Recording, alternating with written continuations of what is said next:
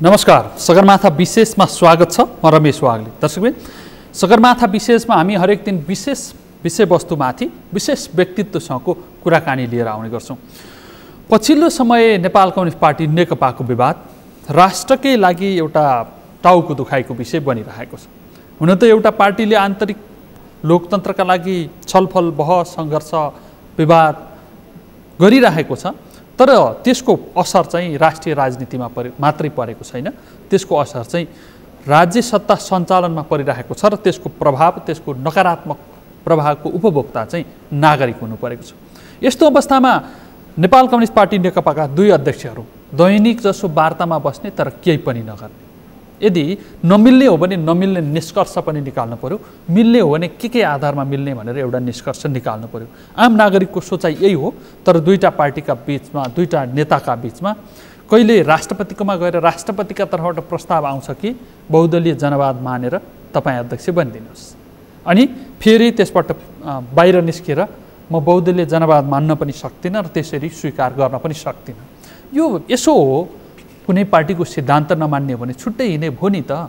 आम नागरिकले त्यसो सोचिरहँदाखेरि उहाँहरू त्यो निर्णय पनि गर्न नसक्ने र यो किचलो चाहिँ देशलाई नै बन्धक बनाउने किचलोको रूपमा विकास भइरहेछ। यस्तो बेला अब नेकपा एक राख्ने कि फुटाउने त? नेपाल कम्युनिस्ट पार्टी नेकपाका युवा नेताहरू चाहिँ यसलाई कसरी हेरिरहेका छन्? आजको बहस यसमा केन्द्रित गर्ने प्रयास गरेका छौँ। बहसका लागि नेपाल कम्युनिस्ट पार्टी नेकपाका युवा नेता, प्रतिनिधि सभाका सदस्य र विद्यार्थी राजनीतिबाट एउटा हाइट प्राप्त गरेको र प्रष्ट बोल्न खोज्ने नेता पदम गिरी हुनुहुन्छ। उहाँलाई स्वागत गरौँ। स्वागत छ पदमजी। हस्, धन्यवाद। सुरुवात चाहिँ नेपाल कम्युनिस्ट पार्टी नेकपालाई अब एक राखेर एउटा सशक्त पार्टी बनाउने कि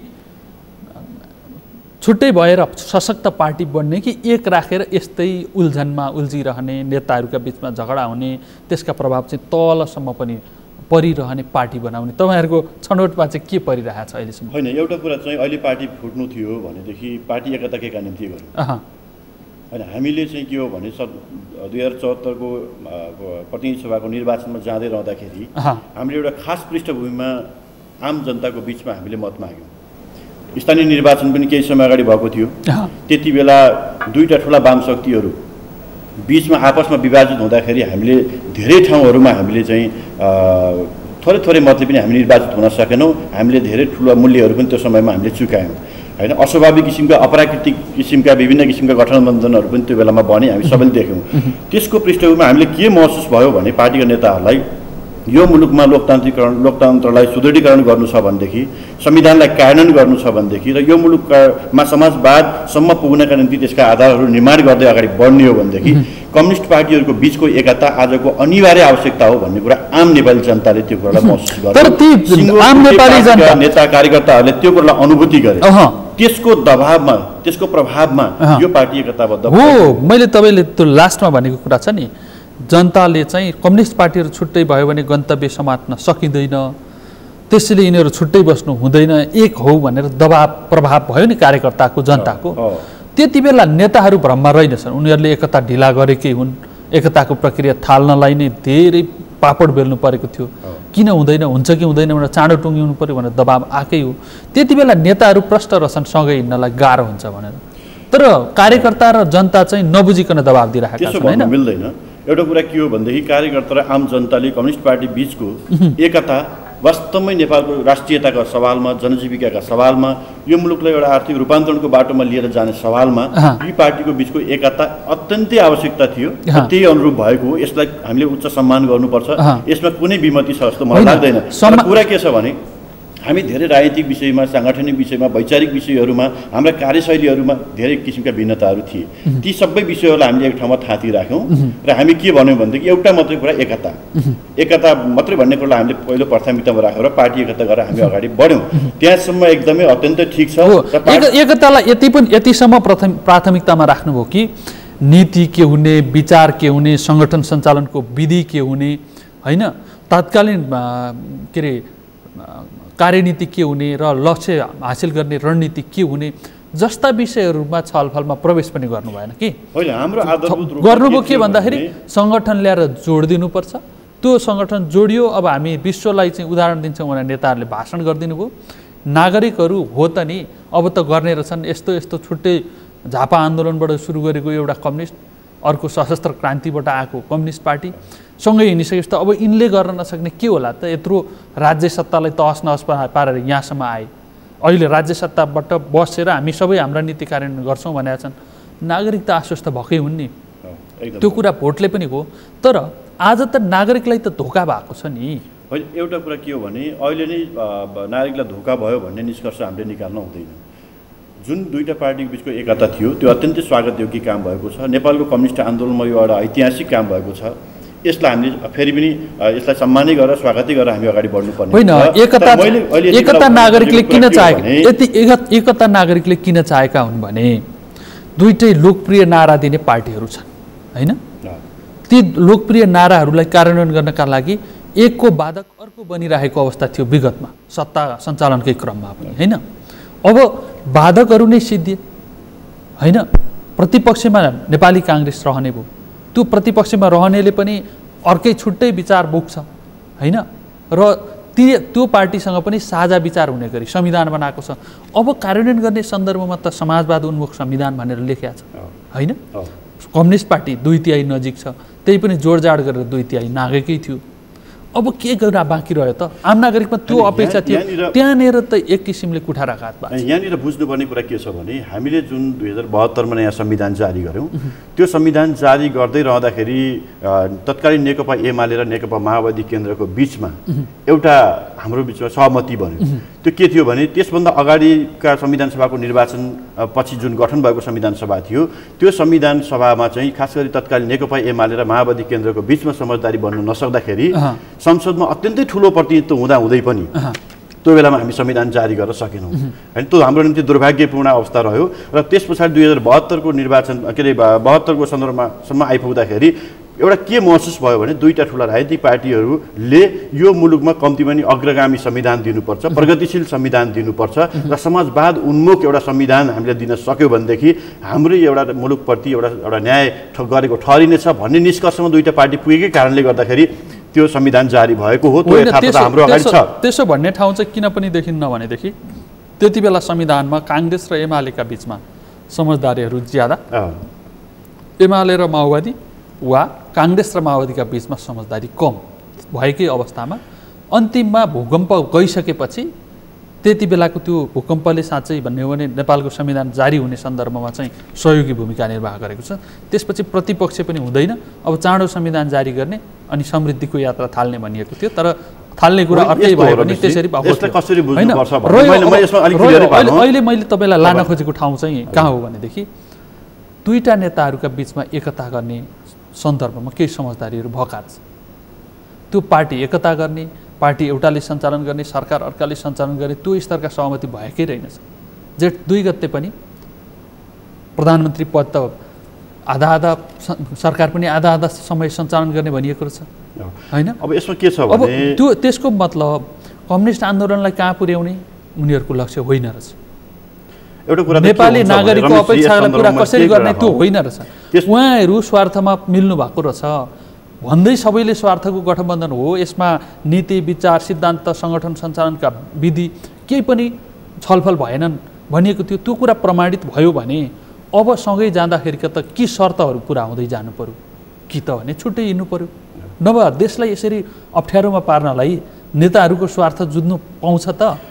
एउटा कुरा के हो भने हामी सरकारमा दुईटा पार्टीको बिचमा सहमति भएर जुन सरकार निर्माण भयो त्यति बेला स्वाभाविकै रूपले एक खालको समझदारी भन्यो। तर आधारभूत रूपमा कुरा के थियो भने सरकार गठन हुँदै रहँदाखेरि हामीले जुन संयुक्त घोषणापत्रहरू निर्वाचनमा हामीले जुन जारी गरेका थियौँ त्यसको घोषणापत्र अनुरूप र हाम्रो पार्टीका नीति जे छन्, घोषित नीतिहरू छन्, त्यस नीति बमोजिम सरकारले अब गर्नुपर्छ जस्तो लोकतन्त्रलाई सुदृढीकरण गर्ने, संहितालाई कार्यान्वयन गरेर लिएर जाने, संविधानको सफल कार्यान्वयन गरेर लिएर जाने र मुलुकलाई एउटा आर्थिक समृद्धिको बाटोमा लिएर अगाडि बढ्ने र समाजवादका आधारहरू निर्माण गर्दै अगाडि बढ्ने यो बटम लाइनभित्र यो सरकार निर्माण भएको हो होइन। हामी यसमा भ्रम पर्नुपर्ने जरुरत छैन।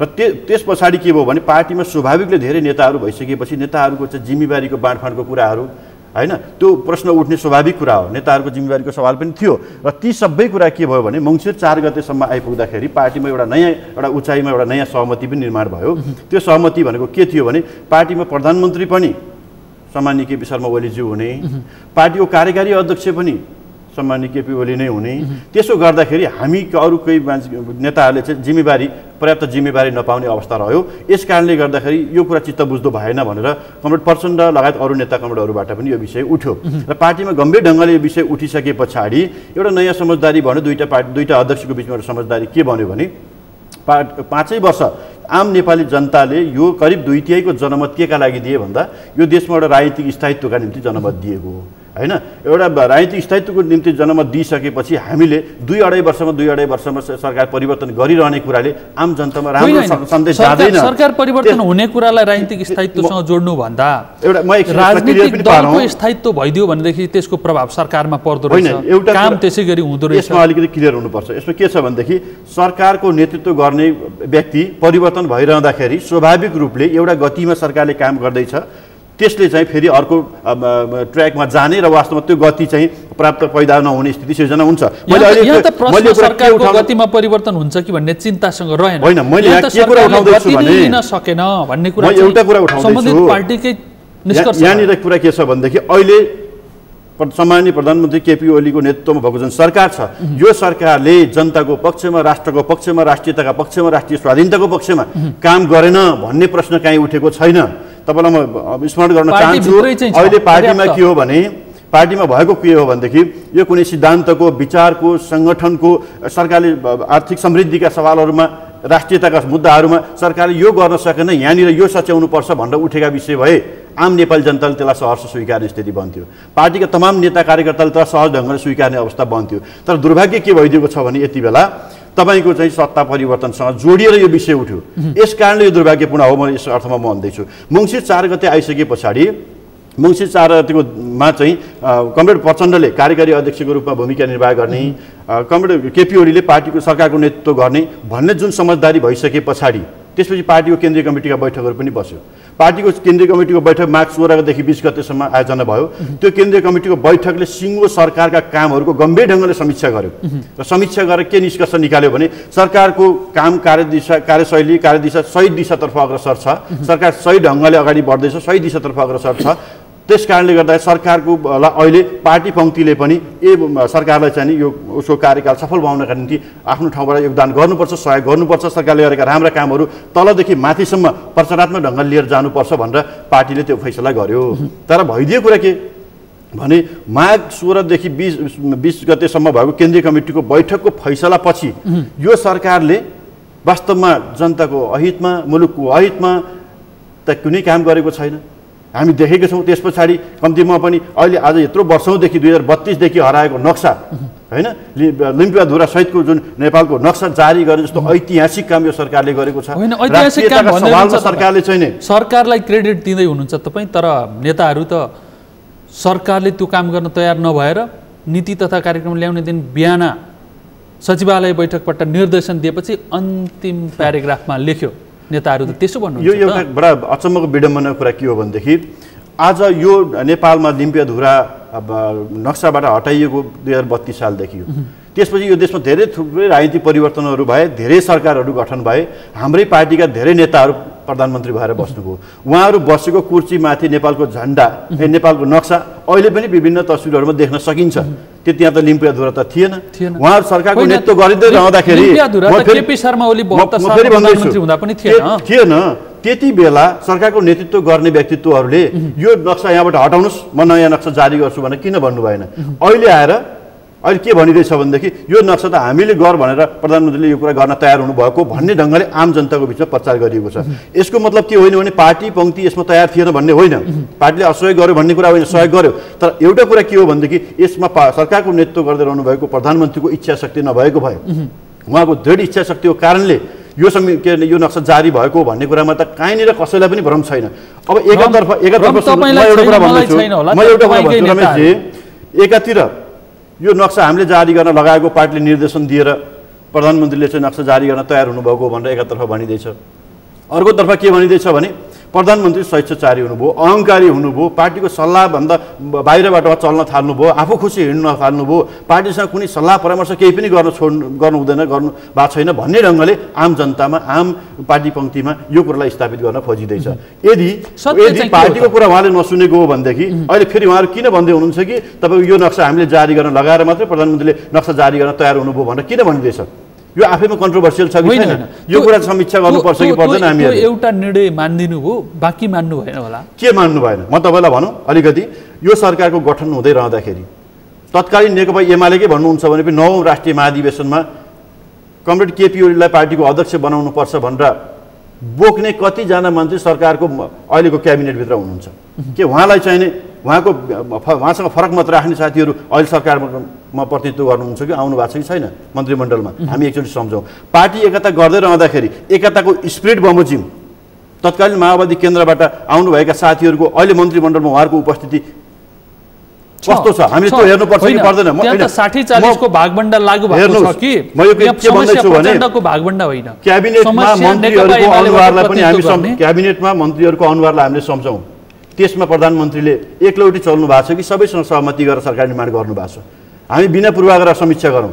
राजनीतिक नीतिहरूकै सन्दर्भमा भन्नुहुन्छ भने पार्टीका नेताहरूसँग र हिजो पार्टी एकताको भावना अनुसार सबै पक्षहरूलाई समेटेर राजनीतिक नीतिहरू गर्ने सन्दर्भमा प्रधानमन्त्रीले हदैसम्म लचिलो भएर सबैका कुरा सुन्ने आँट गर्नुभयो कि गर्नु भएन? ती पात्रहरूलाई पनि हामीले आज सम्झेर जाउँ। तर एउटा कुरा के भएको छ भने कतिपय मुद्दाहरूमा कसैलाई कुनै ठेक्का दिनुपर्ने होला, कसैलाई कहीँनिर जिएम नियुक्ति गरिदिनु पर्ने होला, कसैको कहीँ सरुवा गरिदिनु पर्ने होला, कसैको बढुवा गरिदिनु पर्ने होला। यस्ता विषयमा प्रधानमन्त्रीको ध्यान नपुग्या हुन सक्छ। त्यस्ता विषयलाई लिएर मन दुखाएर अनि तपाईको नेपालहरुको टिम छ जुन, त्यो टिम चाहिँ ठेक्का नमिलेका कारणले आक्रोशित छ, पद नपाएको कारणले आक्रोशित छ।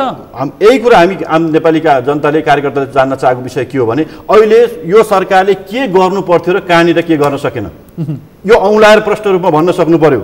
आज तपाईँ हामी गर्वका साथ भन्न सक्नुपर्छ, प्रधानमन्त्री केपी शर्मा ओली यो देशलाई भूपरिवेष्टित राष्ट्रलाई भूजडित राष्ट्र बनाएर उत्तरतिरको पार्वन सम्झौता गराउने, पार्वनको प्रोटोकलमा हस्ताक्षर गराउने जस्तो ऐतिहासिक काम गर्ने पनि यही सरकार नेतृत्वको सरकार हो। हस्ताक्षर चाहिँ 72 मै गराउने हो, उहाँले गराएको हो नि, अरूले होइन। त्यसैको विरासतमा अहिले हामीले यो आजको स्थितिमा हामी आएका हौँ। त्यसपछि कार्यान्वयन अहिले पनि गर्न नसक्ने आरोप छ नि? होइन, भएको छ, किन अगाडि बढेको छैन? त्यसमा थुप्रै त्यसका आन्तरिक होमवर्कहरू चलेका छन्। 33% पेट्रोलियम पदार्थ ल्याउने भनेर हस्ताक्षर गरेको खोइ। तर एउटा कुरा के छ भने हामी अहिले पूर्वाधार बनाउनबाट हामीले त्यो पोर्टको प्रयोग गर्ने भनेर सम्झौता गरेर छोड्दियौँ, पोर्टको प्रयोग गरेको खोइ। आज सम्झौता भइसकेको छ, जुन सम्झौता हाम्रो निम्ति एउटा पुँजीको रूपमा रहेको छ।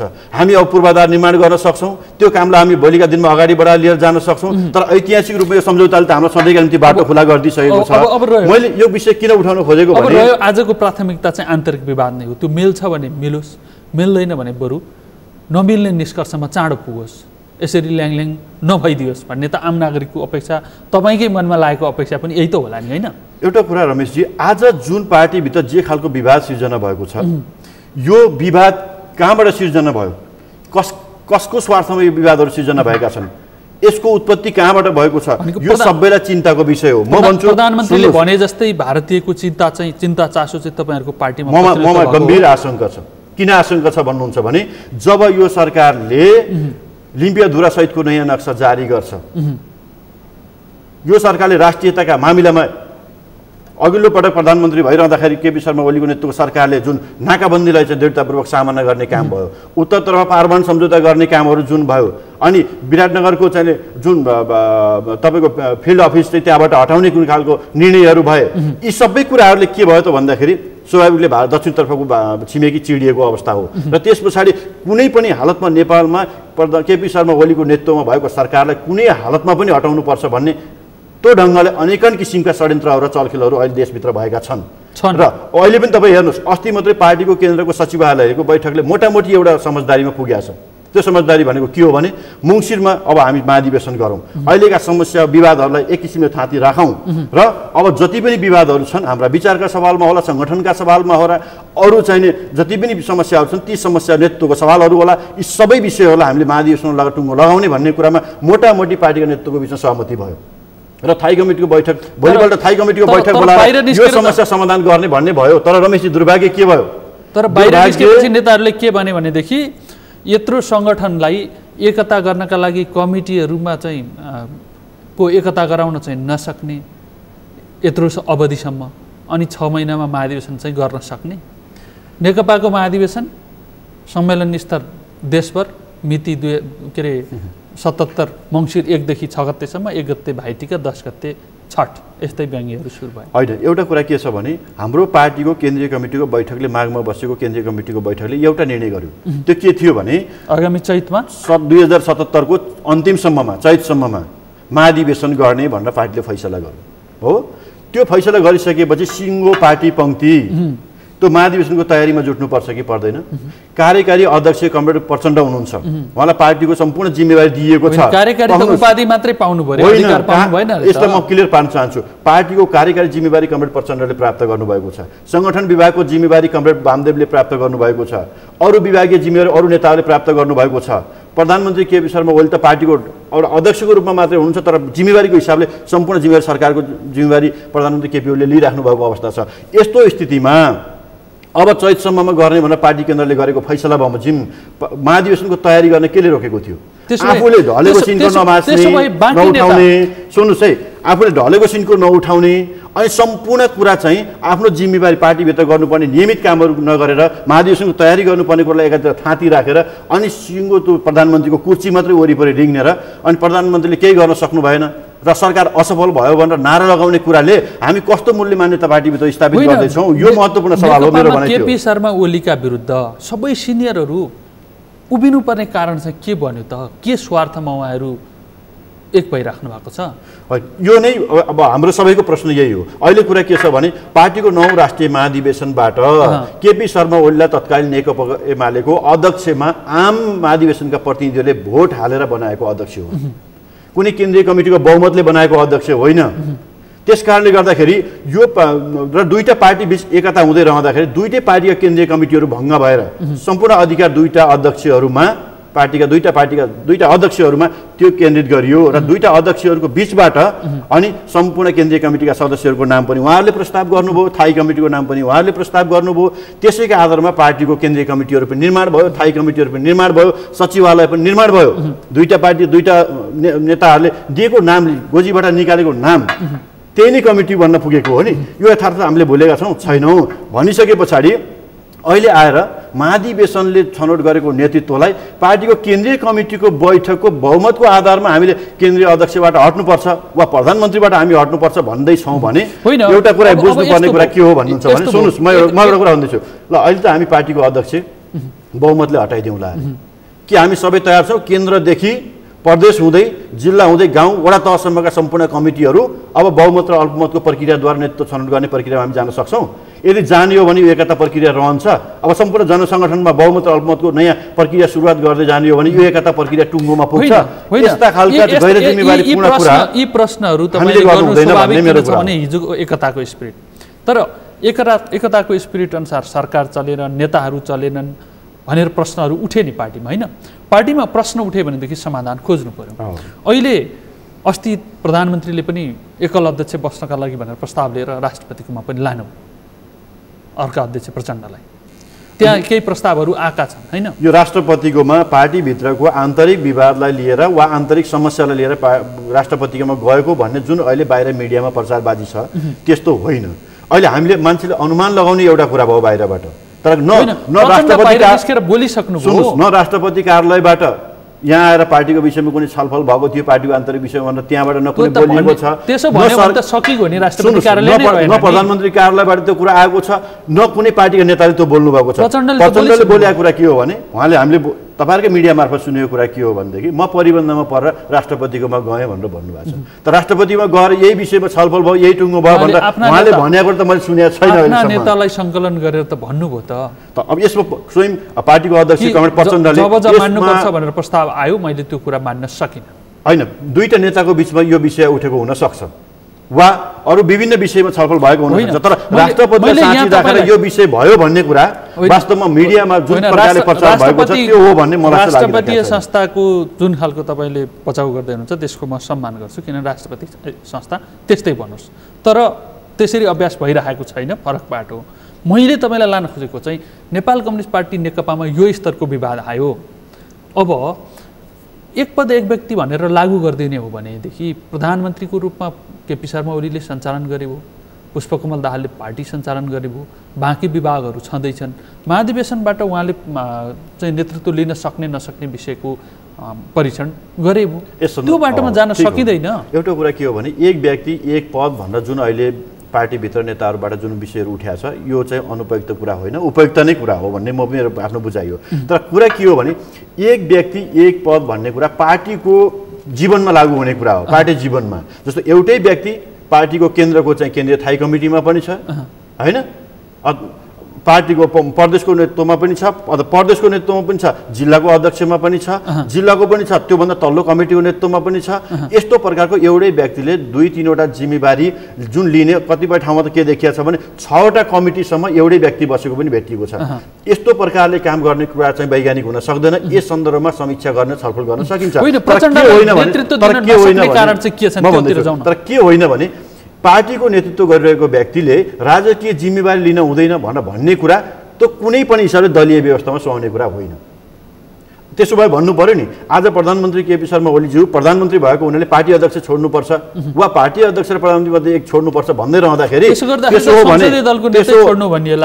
हो भनेदेखि आज धेरै पार्टीका नेताहरू पार्टीको महत्त्वपूर्ण शीर्ष नेतृत्वमा जिम्मेवारी लिएर बस्नु भएको छ। मान्य सांसदहरू हुनुहुन्छ, उहाँहरू त्यो जिम्मेवारी पनि छोडेर उहाँहरू पार्टीको मात्र नेतृत्व गरेर पार्टी चलाएर बस्छु भनेर भन्नु पर्यो नि। किन भन्न सक्नुहुन्न? तपाईँका ती प्रश्नहरू चाहिँ छन् तर नेताहरूले उठाएका सवालहरू फरक हुन्।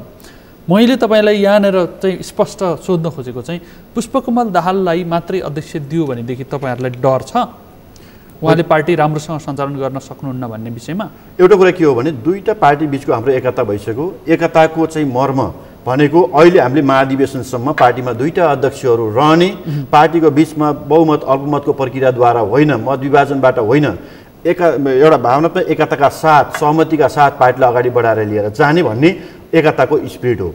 अझै पार्टीमा सम्पूर्ण ठाउँहरूमा पार्टी एकताको प्रक्रिया टुङ्गिएको छैन होइन, अझै पार्टी एकताकै चरणमा हामीहरू छौँ।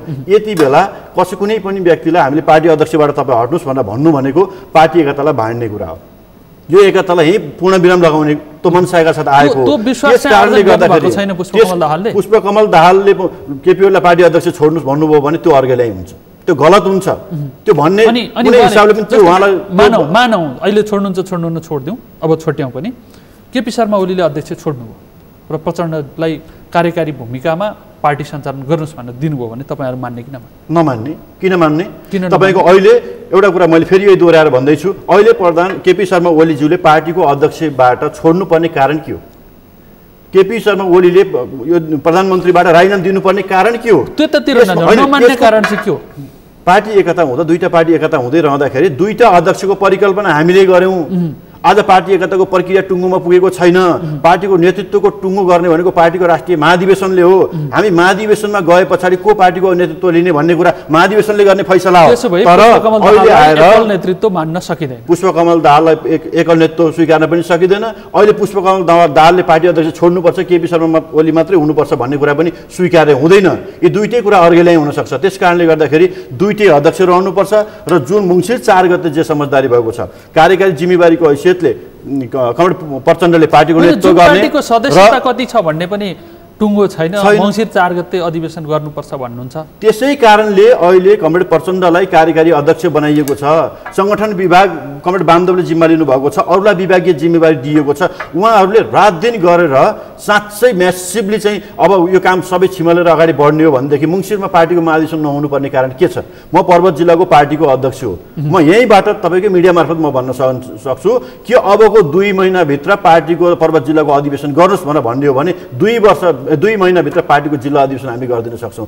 देशैभरिका अध्यक्षहरूले हामी लाग्ने हो, त्यहाँको पार्टी कमिटी परिचालित गराएर भए पनि हामीले 2-2.5 महिनाभित्र देशैभरि जिल्ला तहका अधिवेशनहरू हामी सम्पन्न गर्न सक्छौँ। चाहनु पर्यो, गर्नु पर्यो। अब एउटा कुरा के छ भने दुनियाँमा राजनीतिक प्र्याक्टिस के हुन्छ भने सामान्य बहुमतले नेतृत्व छनौट हुन्छ, तर त्यो नेतृत्वलाई हटाउनु पर्यो भनेदेखि 2/3 प्रावधान राखिएको हुन्छ। के का निम्ति भन्दा राजनीतिक मुलुकमा राजनीतिक स्थायित्व होस् भन्नका निम्ति। हामीले हाम्रो देशको प्र्याक्टिस हेर्नुहुन्छ भने सभामुखलाई सामान्य बहुमतले हामीले चाहिँ सभामुख छनौट गर्छौँ, दुईटियाले हटाउनुपर्छ, हटाउने बेलामा दुईटियाले राष्ट्रपतिको कुरा हटाउनुपर्छ। राष्ट्रपतिमा पनि हामी त्यो छ। अन्तर्राष्ट्रिय क्षेत्रमा राजनीतिक उसमा हेर्नुहुन्छ, रङ्गमञ्चमा हेर्नुहुन्छ भने पनि नेतृत्व छनौट सामान्य बहुमतले हुन्छ, हटाउँदा दुईटियाको प्रावधान राखिएको छ। यो कारण निश्चित आधार भएपछि मात्र किन यसो गरिन्छ भने यो मुलुकमा राजनीतिक स्थायित्व होस् भन्न खातिर गर्ने हो। तर यहाँ त के भयो भने महाधिवेशनले पार्टीको नेतृत्व छनौट गर्ने, तर सामान्य बहुमतले चाहिँ केन्द्रीय कमिटीले अब के अरे नेतृत्व परिवर्तन गर्छौँ भन्न थाल्ने हो भनेदेखि मुलुकमा एउटा अराजकता सिर्जना हुन्छ र पार्टी वास्तवमा जुन गन्तव्यमा जान पर्ने हो त्यो गन्तव्यमा नपुगिकन एउटा ठुलो एउटा मुलुकले राजनीतिक एउटा दुष्चक्रमा फस्ने खतरा रहन्छ। नागरिकमाथि धोका नहोस्, नागरिकलाई दिएका आश्वासन बिर्सियौँ भन्ने स्थिति नआओस् र एकता गर्दाखेरि घोषणा गरेको कुरा पनि बिर्सिएन, नेताहरूले नथालुन्। तपाईँहरूलाई शुभकामना छ, पार्टीलाई साँचेर लिएर जानुहोस्। यो महत्त्वपूर्ण समय र विचारको लागि धेरै धेरै धन्यवाद। दर्शकबिन तपाईँलाई पनि धन्यवाद। यतिन्जेल हेरेर साथ दिनुभयो। कार्यक्रमको समय सकिएको छ। म सहित सम्पूर्ण युनिट बिदा चाहन्छौँ। सगरमाथा टेलिभिजन हेर्दै गर्नुहोला। नमस्कार।